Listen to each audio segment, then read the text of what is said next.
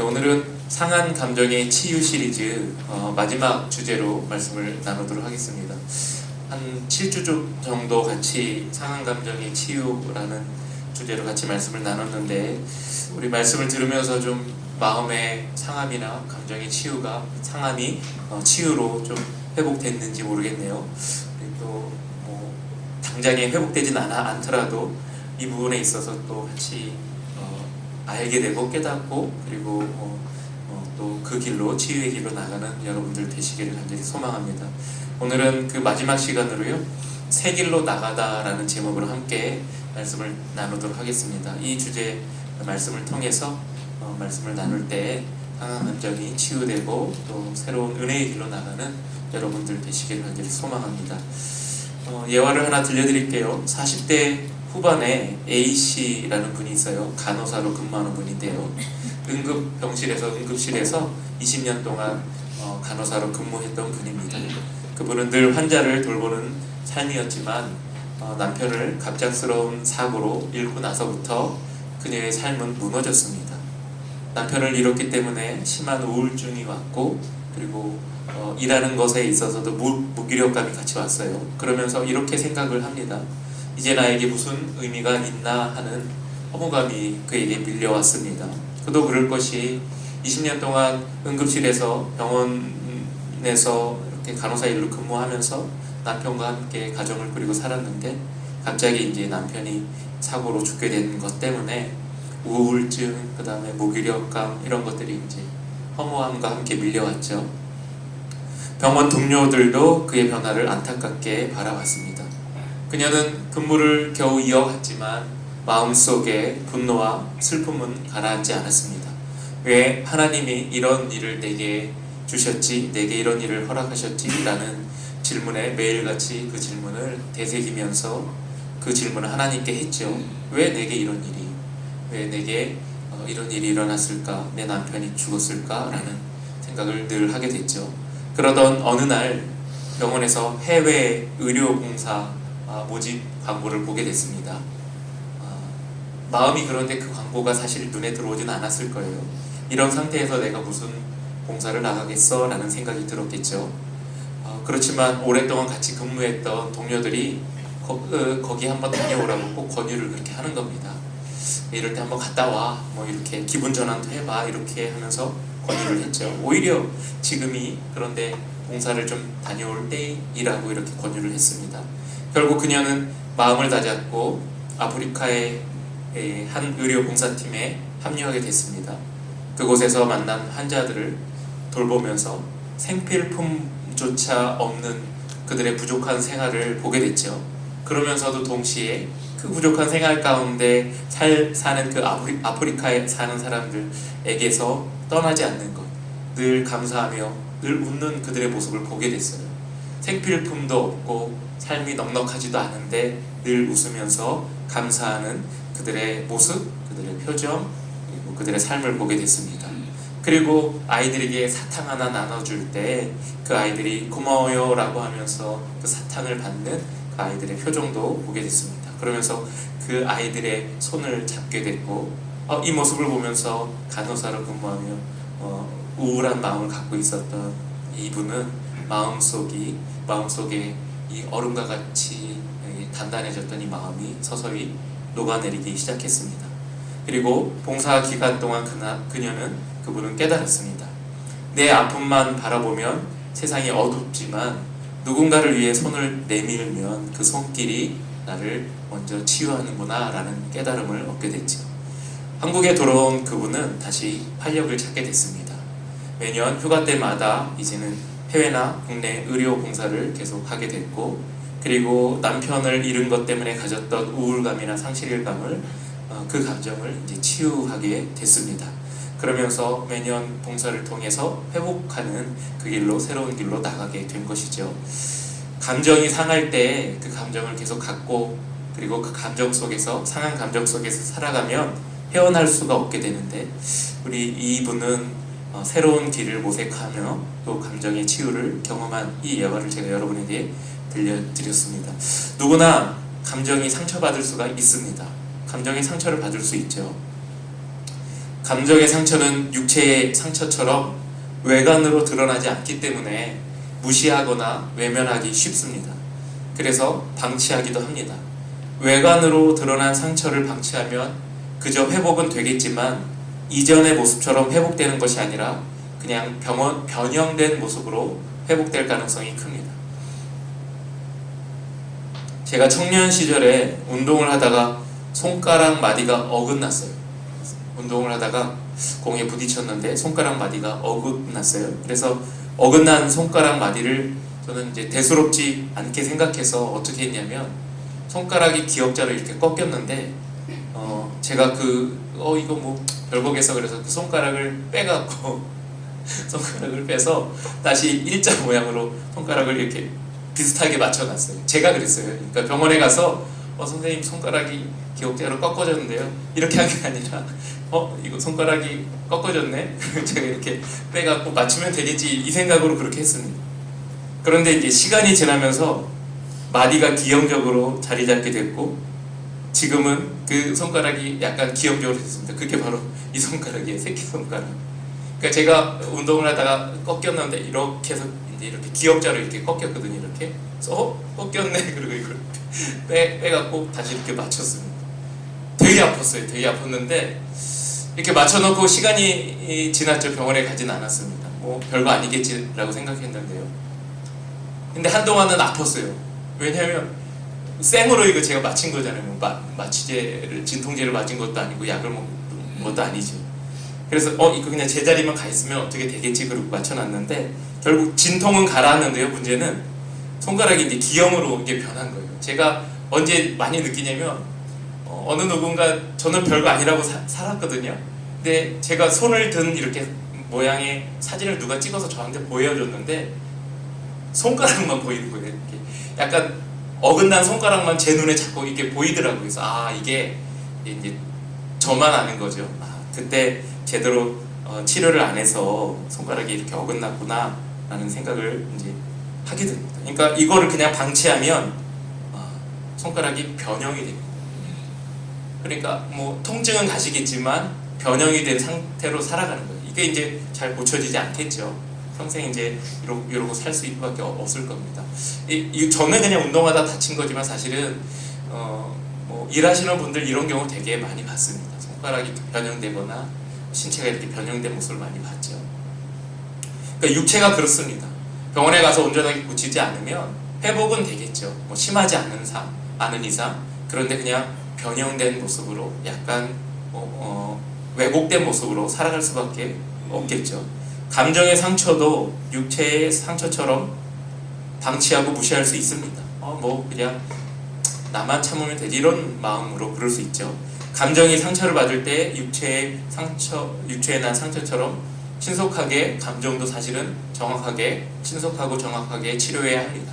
그렇지 않으면 치료하지 않고 방치하면 육체의 상처처럼 변형될 가능성이 큽니다.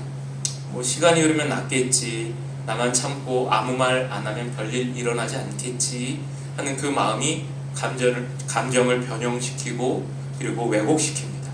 그리고 그 변형되고 왜곡된 감정이 원래 내 감정인 것처럼 인정하며 살게 되겠죠. 제가 이제 손가락처럼 비슷한 겁니다.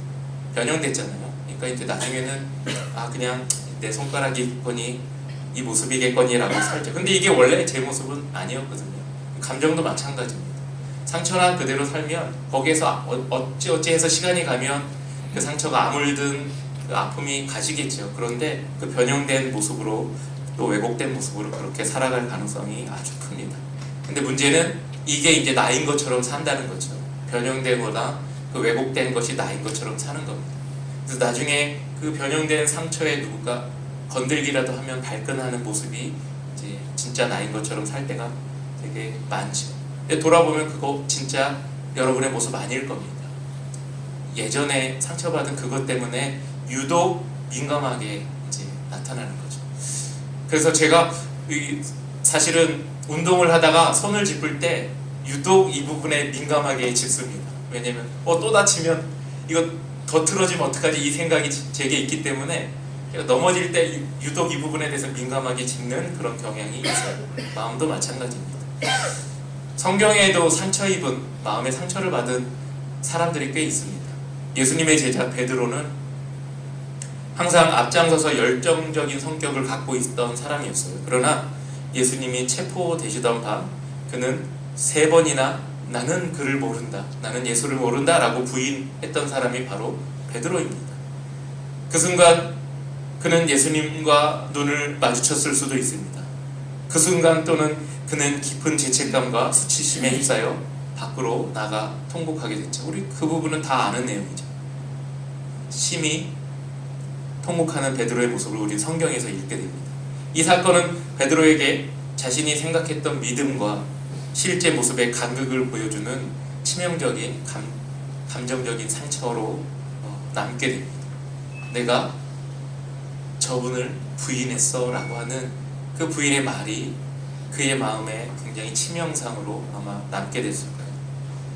예수님은 부활 후에 베드로를 찾아가셨고 갈릴리 바닷가에서 3번 반복해서 베드로에게 물으십니다. 뭐라고 물으시죠?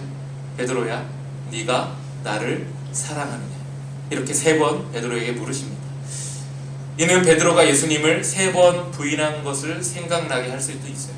맞아, 내가 예전에 그 밤에 예수님을, 그 새벽에 예수님을 3번 부인했지. 나는 그를 모른다, 나는 그를 모른다, 나는 그를 절대로 알지 못한다 라고 3번 부인했던 자신을 떠오르게 되죠. 그래서 예수님께서는 어쩌면 베드로에게 너 나 사랑하니? 라고 한번 묻고, 예 예수님, 제가 예수님 사랑합니다. 너 나 진짜로 사랑하니? 또 물을 때, 아 예수님 아시지 않습니까? 제가 예수님 사랑합니다. 너 진짜 나 사랑해? 라고 3번 물을 때 베드로는 자신이 과거에 3번 예수님을 부인했던 그 과거의 상처를 떠올리면서 아마 3번의 대답을 통해, 사랑한다는 이 고백을 통해서 완전히 회복되지 않았을까라고 생각을 해봅니다. 아니, 단정할 수 있어요. 그 순간 예수님과의 이 관계, 감정적인 상처가 완전히 회복됐을 것으로 확신합니다. 예수님은 베드로를 만나서 야, 너 왜 그때 나를 3번이나 부인했어? 라고 묻지 않으셨어요. 왜 나를 피해서 도망갔어? 라고 묻지 않으셨어요. 그러니까 이것을 묻는 순간 과거 베드로가 예수님을 3번 부인했던 그 상처는 다시 너 나 진짜 사랑해? 라고 3번 물으시는 거예요. 그러니까 과거의 상처를 트리거처럼 다시 툭 건드는 것이 아니라 너 다시 나를 사랑해? 라고 앞으로 나아가며 미래지향적으로 베드로에게 묻는 거예요. 너 나 사랑해야 해? 너 나 사랑해야 돼? 너 나 진짜로 사랑해야 돼? 라고 물으시는 거죠. 그래서 과거의 상처를 덮고 이제는 용서가 아니라 앞으로 더 열심히 나를 사랑하는 신앙으로 나가야 돼? 라고 물으시는 거죠. 근데 거기에서 예수님이 멈추신 것이 아니라 내 양을 먹여라 라고 권면하시죠. 그러니까 베드로에게 상처를 치유하시고 그에게 사명까지 부여하시는 이 장면이 우리는 성경을 통해서 볼 수 있습니다. 베드로는 죄책감에 묵혀있는 상처, 묵혀있던 그 상처를 회복하는 것뿐만 아니라 더 나아가 초대교회의 지도자로 서게 되는 것을 우리는 말씀을 통해서 보게 됩니다. 그는 오순절날 담대하게 나아가 복음을 전했고, 그리고 그 복음 전함을 통해서 수천 명이 회심하는 역사를 이끌어냅니다. 그게 사도행전 2장에 나와 있는 말씀이에요. 아마 상처를 입은 상태로 그렇게 살았다면 사람들 앞에 서기 어려웠을 거예요. 한번 상상해 보세요. 그가 복음을 전한 그 사람들 어떤 사람들이었냐면, 이전에 예수님 십자가에 달려 죽으실 때 그 밤에 예수님을 잡아갔던 사람들이 그 무리 속에 있었을 거예요. 그런데 그 무리에 서서 설교를 할 때 어떤 사람이 얘기했겠죠. 야, 너도 예수님을 부인했던 그 사람 아니야? 라고 했을 수도 있습니다. 그러면 그 말은 또 베드로에게 과거에 남아있던 이 상처를 또 꺼내는 어떤 결정적인 도화선 같은 역할을 했을 겁니다. 그러면 설교 못합니다. 그 상처 때문에. 그런데 완전히 치유됐기 때문에 그 상처를 넘어서 설교할 수 있는 힘이 그에게 나왔겠죠. 그는 더 이상 실패한 제자가 아니라 하나님의 사명을 감당한 사도로 앞으로 살아가게 되는 거죠. 성경에 또 다른 인물이 있어요. 사무엘상 1장에 보면 한나라는 여인이 있습니다. 한나라는 여인 다 아시죠? 이 여인도 상처 입은 감정으로 살았지만 이 감정을 치료받아서 새 삶으로 나갔던 여인입니다.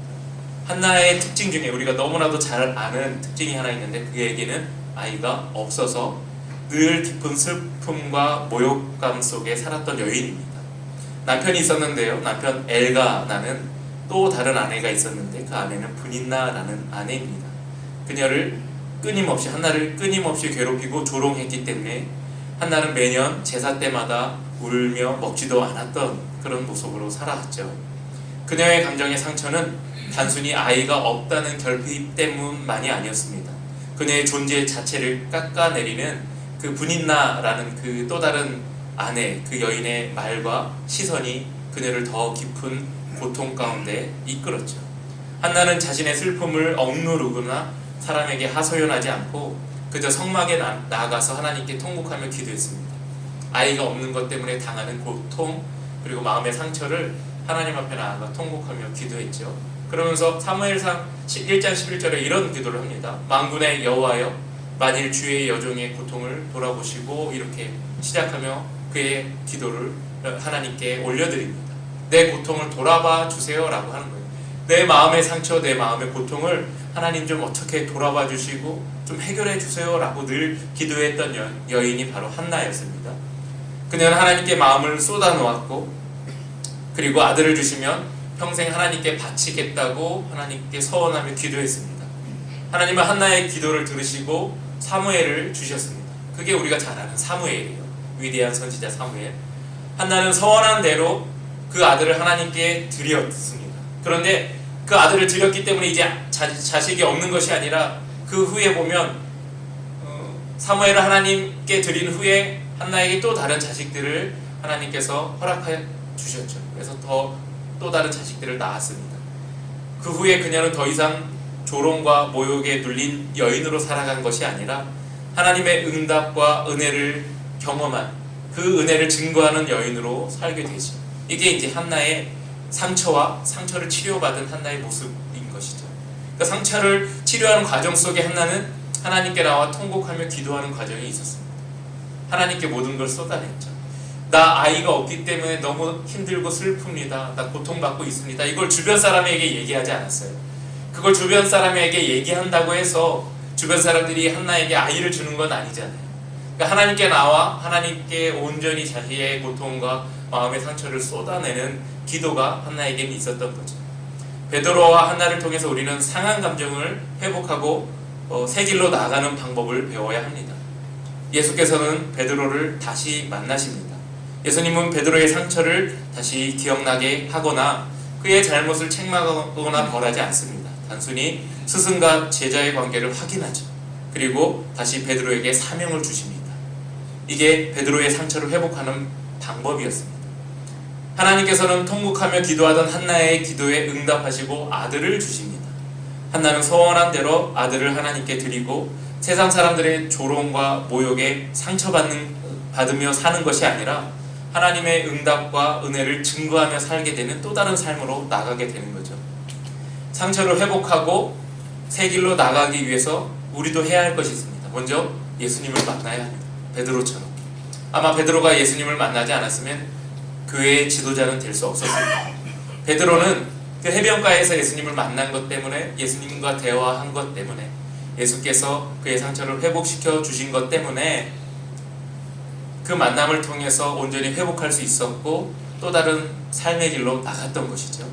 그러니까 우리는 베드로를 통해서 우리의 상처를 회복하는 또 다른 방법은 예수님을 만나는 것밖에 없구나. 예수님을 진정으로 만나 예수님과 대화하고 예수님을 통해서 회복하는 길이 진정으로 상처를 회복하는 길이구나 라는 것을 깨닫기 바랍니다.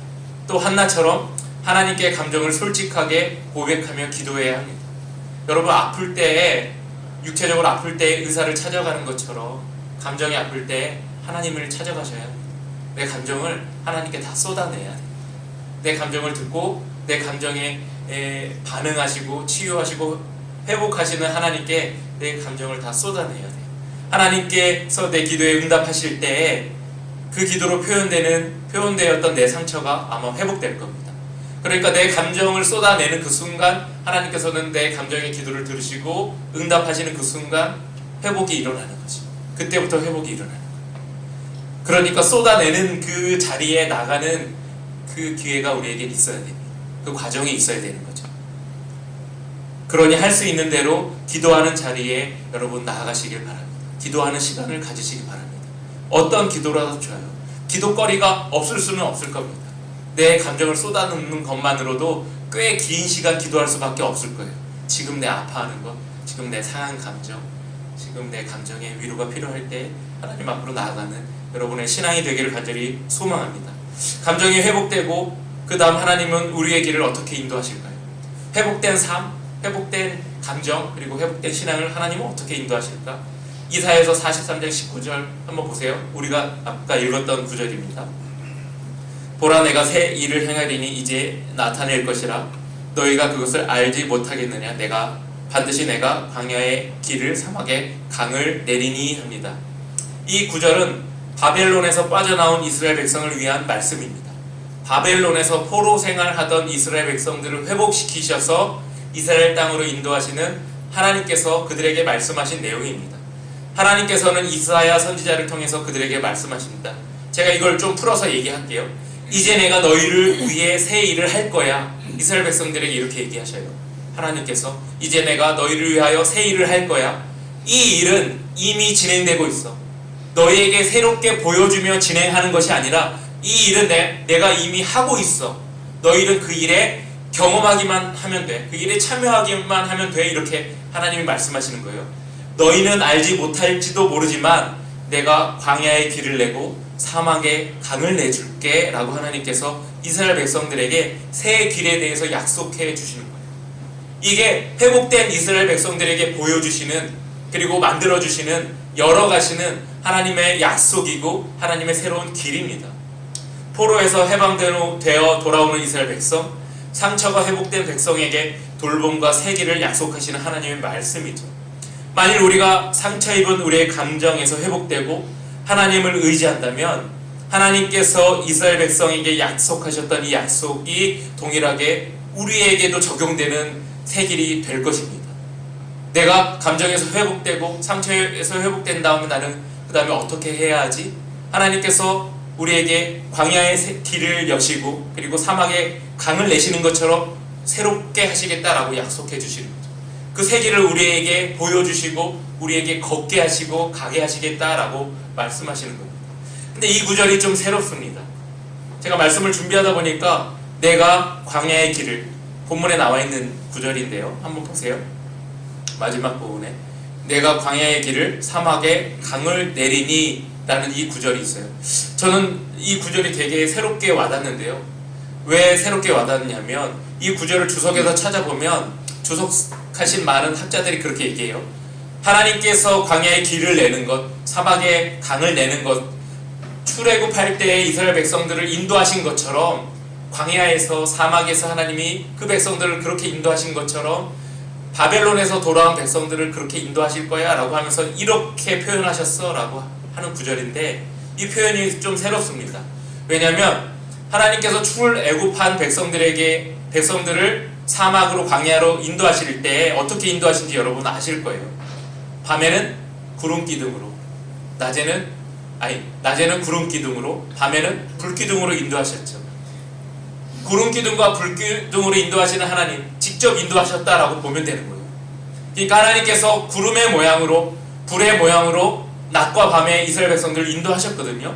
그런데 오늘 표현해 보니까 이 부분은 내가 광야의 길을 내주겠다라는 거예요. 그러니까 예전처럼 구름 기둥과 불 기둥으로 너희를 인도하는 것이 아니라 이제는 너희들이 걸어갈 수 있도록 길을 닦아 놓을게 이렇게 얘기하시는 거거든요. 좀 다르죠.